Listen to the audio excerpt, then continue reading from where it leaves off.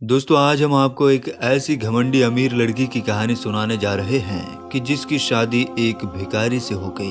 तो दोस्तों ऐसा क्या हुआ कि उस अमीर लड़की की शादी एक भिखारी से हो गई, आगे हम आपको बताएंगे ही। लेकिन उससे पहले दोस्तों, भले ही आप वीडियो को लाइक करें या ना करें, मगर वीडियो को पूरा ज़रूर देखिएगा। तो आइए दोस्तों शुरू करते हैं। दोस्तों बहुत साल पहले की बात है।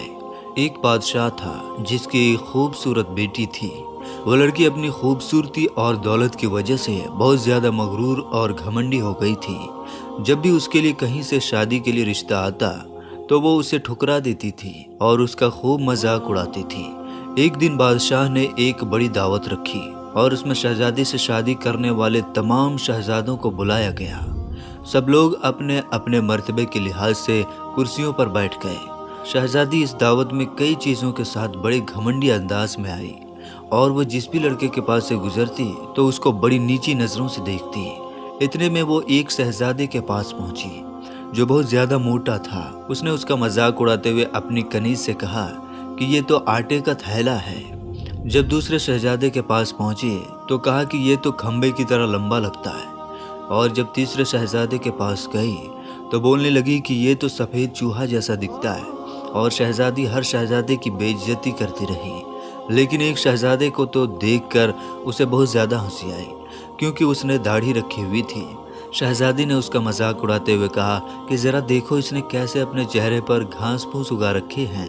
बादशाह ने जब ये देखा कि मेरी बेटी मेहमानों की बेइज्जती कर रही है तो उसे बहुत ज़्यादा गुस्सा आया और उसने भरे दरबार में ये ऐलान कर दिया कि शहजादे पसंद करे या ना करे, लेकिन मैं इसकी शादी किसी गरीब या भिखारी से करवाऊंगा। इस ऐलान के बाद तमाम लोग वहां से चले गए और कुछ देर बाद एक भिखारी आया जो गलियों में गाने गाता था। उसने शाही महल के नीचे खिड़की के करीब होकर उसने गाना शुरू किया। तो जब बादशाह ने उसकी आवाज़ सुनी तो उसने एक नौकर को हुक्म दिया कि इस भिखारी को अंदर बुला कर लाओ। नौकर फटे पुराने कपड़े वाले भिखारी को अंदर ले आया। उस भिखारी ने शहजादी के सामने बहुत अच्छा गाना गाया और बादशाह से इनाम मांगा। बादशाह ने कहा, तुमने बहुत अच्छा गाना सुनाया है, मैं तुम्हें बहुत अच्छा इनाम दूंगा। मैं अपनी बेटी की शादी तुमसे कराऊंगा। शहजादी ने जब ये सुना तो वो हैरान रह गई। उसने बहुत ज़्यादा ड्रामा किया, लेकिन बादशाह ने उसकी एक ना सुनी। बादशाह ने उसे डांटते हुए कहा, मैंने मेहमानों के सामने यह वादा किया था कि मैं तुम्हारी शादी किसी भिखारी से करूंगा और अब मैं वो कसम भी पूरी कर रहा हूँ। इसके बाद बादशाह ने उन दोनों का निकाह करवा दिया और कहा, तुम अपने शौहर के साथ जाने की तैयारी कर लो। शहजादी रोती पीटती हुई भिखारी के साथ गई। रास्ते में वो एक शिकारगाह के करीब से गुजरे। वो शिकारगाह बहुत बड़ी थी। शहजादी ने पूछा, ये शिकारगाह किसकी है? भिखारी बोला, मैंने सुना है कि तुमने एक दाढ़ी वाले बादशाह का मजाक उड़ाया था। ये शिकारगाह उसी का है। अगर तुम उससे शादी कर लेती तो ये तुम्हारी मिल्कियत हो जाती। इसके बाद वो एक बड़े बाग में पहुंचे। उसे देखकर शहजादी ने पूछा कि ये बाग किसका है? भिखारी ने कहा, बाग भी उसी दाढ़ी वाले का है। फिर वो एक बड़े अजीमुशान शहर में दाखिल हुए। इतना बड़ा और खूबसूरत शहर देखकर शहजादी हैरान रह गई। उसने पूछा, इस शहर का मालिक कौन है? फकीर ने उसे कहा, यह शहर दाढ़ी वाले के मुल्क में आता है। अगर तुम उससे शादी कर लेती तो ये सब कुछ तुम्हारा हो जाता। शहजादी बोली, अरे मैंने तो बहुत बड़ी गलती कर दी, काश मैं उससे शादी कर लेती। भिखारी ने नाराज होते हुए कहा, मुझे इससे कोई मतलब नहीं, मगर तुम मेरे होते हुए दूसरे मर्द की बात क्यों कर रही हो? क्या मुझ में कोई कमी है? इसके बाद वो एक छोटी सी झोपड़ी के करीब पहुंचे तो शहजादी ने कहा, कैसी बेकार और छोटी सी झोपड़ी है? भिखारी बोला, ये मेरा घर है और यही वो जगह है जहाँ हमें ज़िंदगी गुजारनी है। शहजादी बोली, तुम्हारे नौकर कहाँ हैं? भिखारी ने कहा, हमें नौकरों से क्या काम, तुम हर काम कर सकती हो। तुम आग जलाओ और मेरे लिए खाना बनाओ, मैं बहुत ज़्यादा थक चुका हूँ। लेकिन दोस्तों क्योंकि शहजादी को खाना पकाना नहीं आता था, इसलिए भिखारी ने उसकी मदद की और कुछ देर बाद उन्होंने उल्टा सीधा खाना पका कर खा लिया और सो गए। दूसरे दिन भिखारी ने उसे जगाया और घर का काम करने के लिए कहा। शहजादी पूरा दिन काम करती रही, ऊपर से भिखारी की डांट भी सुनती रही। किसी तरह से उन्होंने कुछ दिन गुजार लिए। एक दिन भिखारी ने कहा कि मैंने जो कुछ कमाया था वो अब खर्च हो चुका है, अब कमाने की बारी तुम्हारी है। मैं तुम्हें लकड़ी लाकर देता हूँ, तुम उससे टोकरियां बुन लेना। ये कहकर वो जंगल गया और टोकरी का सामान काट कर ले आया। शहजादी ने टोकरी बनाना शुरू कर दी। इससे पहले उसने कभी कोई ऐसा मेहनत वाला काम नहीं किया था, इसलिए उसकी उंगलियां ज्यादा जख्मी हो गई, उनसे खून निकलने लगा। ये देखकर उसके शौहर ने कहा, मेरा ख्याल ये है कि तुम ये काम नहीं कर सकती, मैं तुम्हें कुछ धागे लाकर देता हूँ, तुम उससे कपड़ा बुन लेना। लेकिन वो ये भी ना कर सकी। तो शौहर ने कहा कि तुम तो मेरे लिए बिल्कुल भी कामयाब नहीं हो, तुम तो कोई भी काम नहीं कर सकी, तुमसे शादी करके मुझे बहुत बड़ा नुकसान हुआ है। बहरहाल मैं कोशिश करता हूँ कि तुम्हारे लिए मिट्टी के बर्तन ला दूँ, तुम बाजार जाकर उन्हें बेच दिया करो। घमंडी शहजादी ने अकड़ कर कहा, जब मैं बाजार में खड़ी होंगी तो मेरे मुल्क के लोग मुझे इस हाल में देखकर मेरे ऊपर खूब हंसेंगे। तो शौहर ने कहा कि ये मेरा मसला नहीं है, अगर तुम भूख से नहीं मरना चाहती हो तो तुम्हें ये काम करना ही पड़ेगा। मिट्टी के बर्तन बेचने का काम बहुत अच्छा चल रहा था। लोग जब खूबसूरत लड़की को बाजार में बर्तन बेचते हुए देखते तो उस पर तरस खाकर कुछ न कुछ खरीद लेते।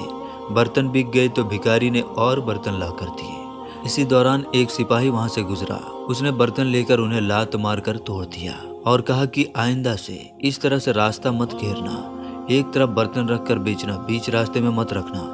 शहजादी बहुत परेशान हुई, उसने सारा वाकया घर आकर अपने शौहर को बताया।